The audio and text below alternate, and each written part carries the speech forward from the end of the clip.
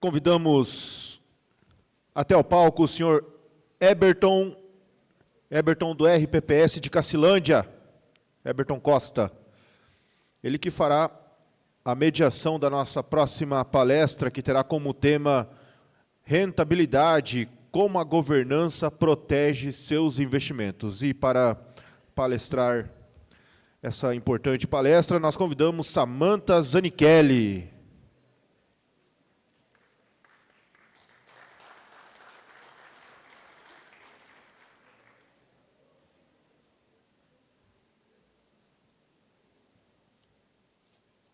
Samantha Zanichelli é do Crédito e Mercado, é sócia e CCO, com mais de 10 anos de experiência no mercado financeiro, consultora de valores imobiliários, registrada na CVM, possui trajetória em instituições como Banco Real, ABN, AMRO, com atuação nas áreas de finanças corporativas e gestão de investimentos, é especialista em compliance e investimentos, especialista em RPPS, atua na gestão de carreiras, implementação e a fiscalização de normas, políticas de controle internos, assegurando a conformidade regulatória e a excelência na prestação de serviços de consultoria de investimentos. Tem formação em administração, pós-graduada em gestão financeira e controladoria e auditoria.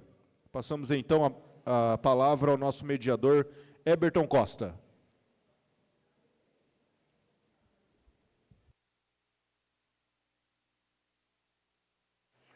Boa tarde, pessoal. Vocês ouviram muito boa tarde hoje já, né? Espero que estejam todos gostando do evento. Fizemos tudo com muito carinho para vocês. A mim coube aqui a responsabilidade de fazer um bate-papo aqui com a Samantha, minha amiga, minha colega. A Samantha veio representando a Crédito Mercado Governança, né? Consultoria e Governança. Só para vocês terem uma ideia, a Crédito hoje tem atende 203 municípios hoje com a RPPS, né? Só que no estado do Mato Grosso do Sul são 14, né? Então, do Progestão, né? Então, são números muito expressivos. E, Samantha, o tempo é curto, eu sei que você tem muita bagagem para dividir com todo mundo, então, a palavra está contigo, tá bom? Obrigada, Beto.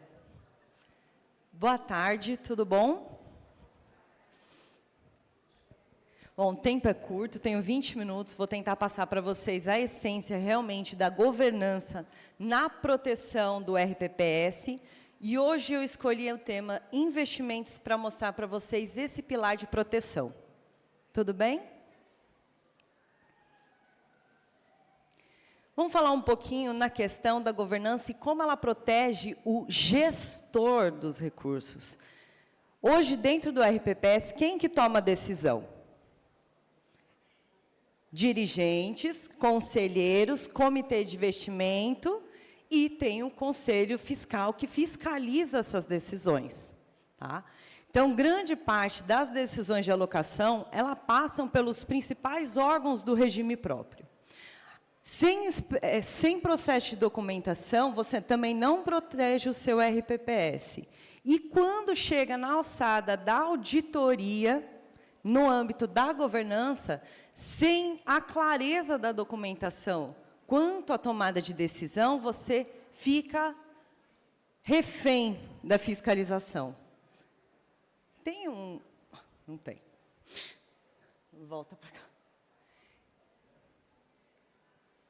A tese central da proteção quanto aos investimentos, que eu vou trazer hoje para vocês, é o fator da rentabilidade. Então, eu pergunto, hoje, quando um investimento ele não vai bem, vocês são responsáveis por isso? Não, vocês não são responsáveis, vocês são cotistas. Como cotistas, você tem o dever de acompanhar, sim, mas não, vocês não são responsáveis pelo como o desempenho do fundo é tratado. Samantha, uma dúvida. E se o investimento der bacana, rentabilizar, mesmo assim ele gera algum tipo de risco para o gestor? Ótima pergunta, Beto. Se o fundo der rentabilidade positiva, vocês também são responsáveis? Sim. Vou usar um exemplo bem prático. Vocês me permitam, eu gosto de ficar andando, senão eu fico com frio. Vocês alocaram num fundo FIP. Quanto que vocês podem pôr num FIP, sem progestão? 5%, certo? Esse FIP, que ele é composto por uma SPE, essa SPE, ela adquire participação em empresas, e ele, dentro dessas empresas, ele trabalha na infraestrutura. Supondo que uma delas deu certo, a rentabilidade do fundo, ele aumenta. E quando ele aumenta, você pode desenquadrar dos 5%. E quando você desenquadra, o que acontece? Vocês são notificados. Ou seja, até mesmo com a rentabilidade positiva, o que é bom, que é o que vocês buscam, que é necessário para o equacionamento do déficit, porque você mexe na meta de rentabilidade, vocês também são notificados. Não vou dizer penalizados, mas notificados. Então, ultrapassou os 5%, você lançou no CADPREV, o que volta para vocês? Uma notificação. E essa notificação precisa ser tratada. Se você ignorar essa notificação, o que acontece? Sem CRP. Então, tanto na rentabilidade negativa quanto na positiva, vocês são responsáveis, sim, pelo como você trata a situação. Se deu rentabilidade positiva, eu fiquei tranquilo, opa, estou cumprindo meta, ou a rentabilidade ajudou no cumprimento da meta, e vocês negligenciaram a notificação do CADPREV, isso também gera uma irregularidade e prejudica o município. Então, RPPS, o que eu digo para vocês? Hoje, se a atenção não estiver voltada para o processo, para a gestão da governança no processo, vocês não conseguem estar protegidos quanto aos órgãos de fiscalização e até mesmo no fator de transparência.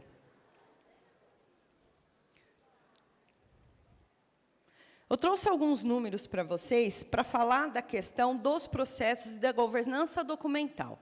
Todo mundo conhece Progestão, a Márcia falou muito bem do Progestão, mas hoje eu quero que vocês sintam na prática. O Progestão, ele não trata somente de processos, ele trata da maturidade que você tem no desenvolvimento dessa governança dentro do seu RPPS. Dentro da base de dados da Crédito Mercado, que hoje a gente presta serviço em mais de 700 RPPS, eu trouxe alguns números que são de importante conhecimento. 68% das análises do Tribunal de Contas que nós recebemos no escritório para ajudar os RPPS, seus apontamentos são justamente relevantes no sentido do não atendimento documental, ou seja, a formalização dos processos. Sempre vocês precisam seguir a formalização dos processos. Ah, Samanta, você está falando que eu tenho que seguir o Progestão? Não. Todo mundo aqui já leu a portaria 1467? Todo mundo tem a ciência que o início do desenvolvimento do processo da governança, ele parte da 9717, a lei 9717, que regulamenta os RPPS. Parte dessa gestão, ela se inicia nessa lei. Ela é complementada pela portaria 1467, e facilitada, porque o Progestão ele permite isso, a facilidade do cumprimento, da compreensão da governança na implantação desses processos. Eu falo assim, 4 vezes mais dos índices que são apresentados nos processos do Tribunal de Contas, eles são voltados justamente para a exposição dos apontamentos por falta de documentos. Ah, Samanta, mas é muita burocracia. Concordo. Mas hoje, a burocracia, o quanto mais vocês levam a quantidade de documentos necessários para comprovar a eficiência da tomada de decisão e do monitoramento, menos vocês erram nos processos. Que aí vai entrar num outro ponto que eu vou trazer para vocês na questão de risco. E 81% dos processos, eles não são formalizados, não porque vocês não querem formalizar, mas eles são formalizados de forma errada ou equivocada. Então, sempre são feitos apontamentos na falha do processo. Vocês sabem que existe uma metodologia para se criar uma ata?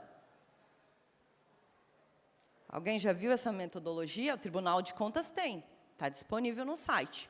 Então, toda ata, ela precisa não somente ter um meio, um começo, um meio e um fim, mas ela precisa ser clara o suficiente para exercer do conhecimento do auditor a intenção daquela decisão. Estou falando que vocês têm que fazer uma ata quilométrica, longe disso. Até porque, se existem documentos comprobatórios que levam à sua tomada de decisão, vocês podem mencionar que eles estão em anexo. Mas uma ata, ela precisa ser detalhada no âmbito da decisão, na conformidade da decisão, para o negativo ou para o positivo. E ela precisa apresentar fatores mínimos de participação, a apresentação, a ausência, porque a pessoa ela entra, ela sai, ela não permanece. Ela precisa ter todos esses detalhes para evitar qualquer tipo de irregularidade ou interpretação equivocada. Tudo isso que eu trago para vocês, tudo isso... bom, eu gostaria de trazer tudo isso em 20 minutos, mas eu não consigo, então estou sendo o mais concisa possível, tá? Dentro da governança de investimentos, o que vocês precisam ter para a proteção da sua gestão, do RPPS, do seu mandato? Você precisa ter a estrutura, que define qual é o limite da alçada de cada um. Todo mundo já ouviu falar em conflito de interesse? Conflito de interesse, ele acontece quando a tomada de decisão, ela conflita entre uma diretoria executiva. O que a diretoria executiva ela faz? Ela executa. O que o conselho deliberativo ele faz? Ele delibera. O que o comitê de investimentos ele faz? Ele analisa. Normativamente, o comitê de investimentos, ele não delibera. Ele analisa e apresenta, ele não delibera. Ah, mas então ele não pode ser deliberativo? Também não há nada escrito que não permita que ele seja deliberativo. Conselho fiscal, qual que é a função? Fiscalizar. Então, dentro da estrutura, essas definições precisam estar amparadas pela lei. Esquece, o mouse não está funcionando.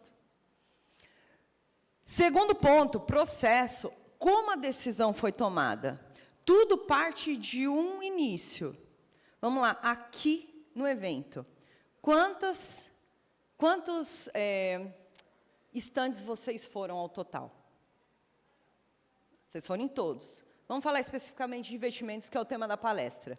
Vocês foram nos agentes autônomos, todos eles apresentaram os seus produtos, certo? Na tomada de decisão, é importante você consignar isso. Nós estivemos no evento, foi apresentado tal produto e esse produto foi levado em análise. Esse é o ponto de partida. Não simplesmente você consignar em ata que você achou esse fundo. Ah, Sá, não posso achar? Pode, mas sempre consigna como você chegou nesse ativo, chegou nesse serviço, chegou no prestador ou na instituição. Precisa estar documentado. Para quê? Para proteção. Iniciou-se com o contato, a apresentação, a análise e, por fim, a deliberação. A questão de monitoramento, senhores, isso é muito importante. O monitoramento, ele já está enraizado em vocês desde as normativas, desde a 9717. A 9717 ela é de 64. Ela tem um artigo que ela fala do monitoramento constante.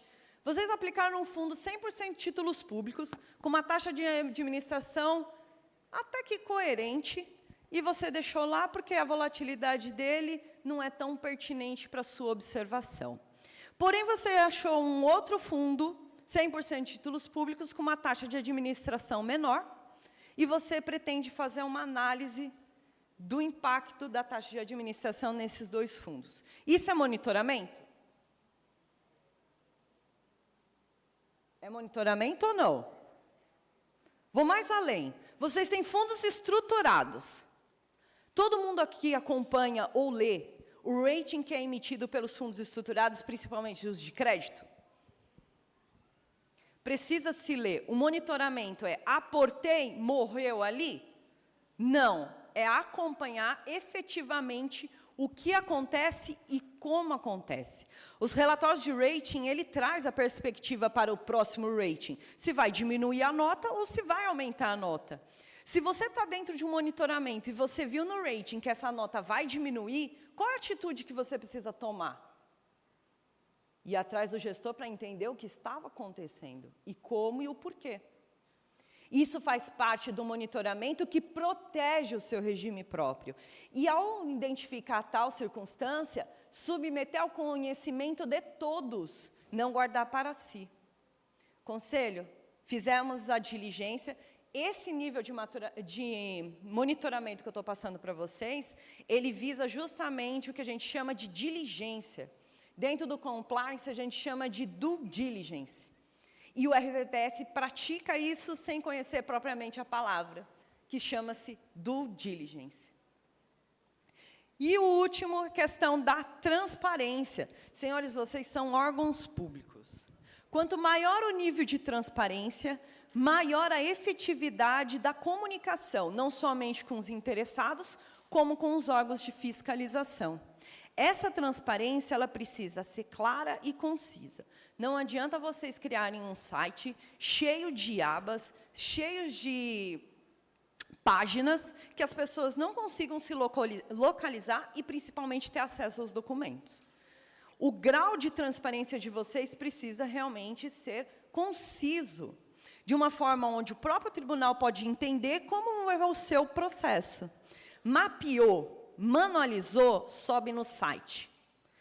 Aba de ata, aba de relatório de diligência, aba de relatório de controle interno.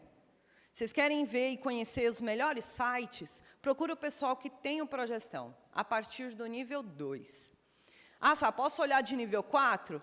Eu não recomendaria ainda, porque o grau de maturidade de transparência e documento deles pode atrapalhar a sua percepção de desenvolvimento da transparência interna. Então, aconselho entre o 2 e o 3. Ok? Entendido esses pilares, para a proteção do seu regime próprio, há essa necessidade de construção.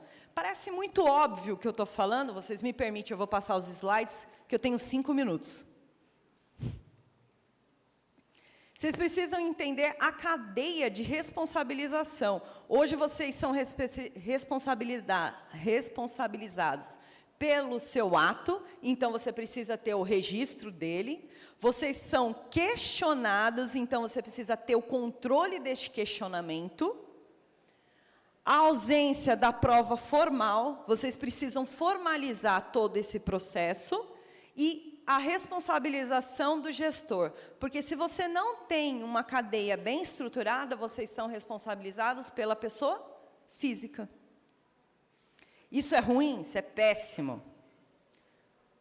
Vamos para a questão do Progestão. Cadê o Progestão? Aqui. Quem entende de governança, ele sai na frente. Eu sou suspeita de falar do Progestão, porque a minha experiência vem do ISO. Todo mundo conhece o ISO? ISO, o que é? O ISO é uma certificação internacional que visa processos, regras, procedimentos e controles. Essa tradução do ISO, ele está enraizado no Progestão. Então, o ISO é um selo de qualidade visando justamente a formalização da governança no setor privado e agora iniciando no setor público. O Progestão, ele não foge disso. Ele está maturado para receber vocês da estrutura que vocês já são consignados, certo? Então, uma pessoa que tem hoje o Progestão, ela está amparada por uma excelente política de investimentos formalizada. Se tratando de risco de investimento, a primeira coisa que as pessoas que trabalham com você e vão partir para a aplicabilidade da política é ter um bom conhecimento dela. Então, toda política de investimento desenvolvida, tendo consultoria ou não, parte do pressuposto que vocês precisam capacitar a sua equipe através da política de investimento. Eles precisam entender o que tem escrito, o porquê está lá e como aplicar. Todo mundo sabia que a política de investimento precisa ter um item chamado plano de contingência? Alguém aqui já leu na sua política, pelo menos cliente da crédito, que tem plano de contingência? Caso a rentabilidade seja positiva do exemplo que eu dei, vocês precisam se ater ao plano de contingência? Sim. Vocês precisam se ater ao plano de contingência, documentar que vocês iniciaram o plano de contingência e dar transparência para ele. E o que foi feito naquele período? Se é um FIP, obviamente vocês não vão conseguir resgatar, mas vocês vão manter a secretaria atualizada, que vocês foram beneficiários por uma rentabilidade e que vocês vêm tratando o desenquadramento. Vocês estão entendendo o ponto da proteção onde eu quero chegar? Ai, Samanta, é muita burocracia. Senhores, chama-se governança. Burocracia é Ctrl+C, Ctrl+V. Governança é você trazer com eficiência a melhor forma documental para a proteção de vocês. Tá? Questão das decisões documentadas, já falei, da ata. Monitoramento, já também trouxe para vocês essa questão. Quem tem progestão nível 2 hoje conta com a elaboração de um relatório chamado relatório de diligência. Tá? É um relatório onde é observado quem são os players dos fundos, em que impacto que eles têm para a carteira, rating, composição desses fundos, laudo e assim por diante de fundos principalmente estruturados.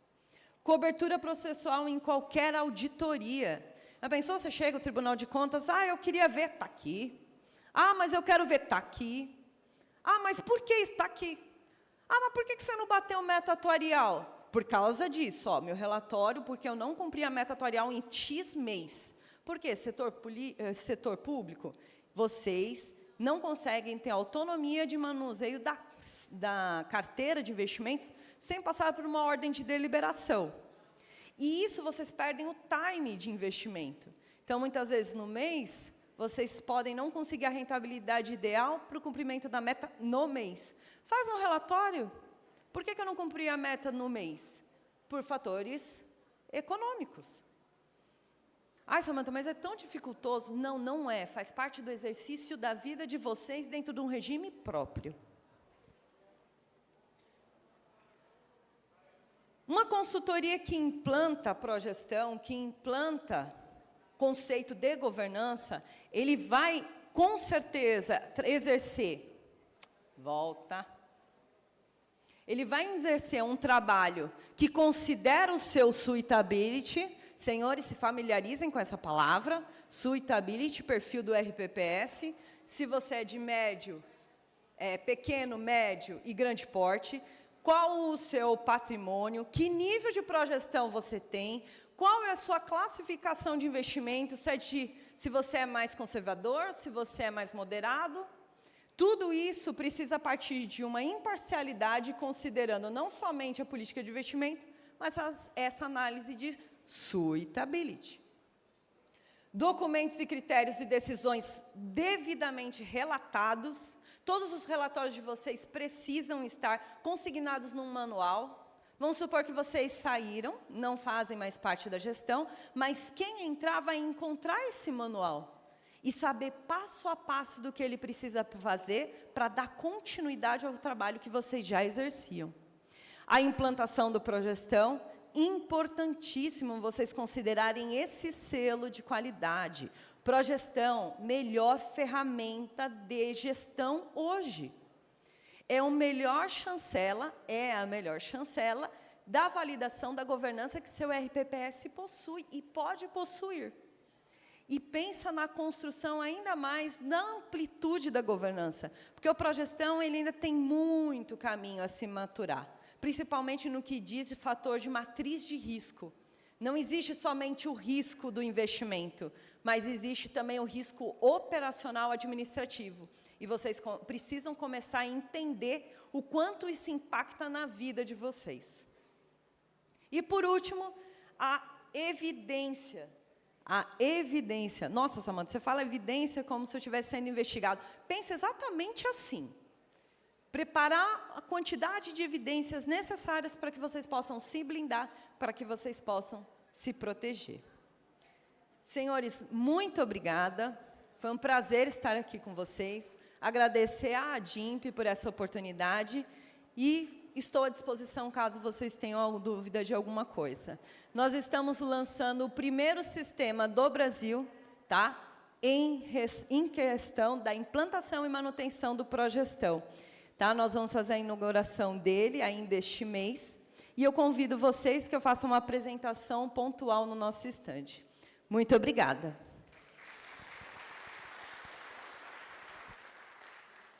Salva de palmas, então, para a palestrante Samantha Zanichelli. Parabéns. Nós convidamos para subir até o palco o Anderson Adnês Veloso, diretor RPPS de Mundo Novo, para entregar a lembrança do primeiro Congresso Sul Fronteira para a nossa palestrante e também para o mediador.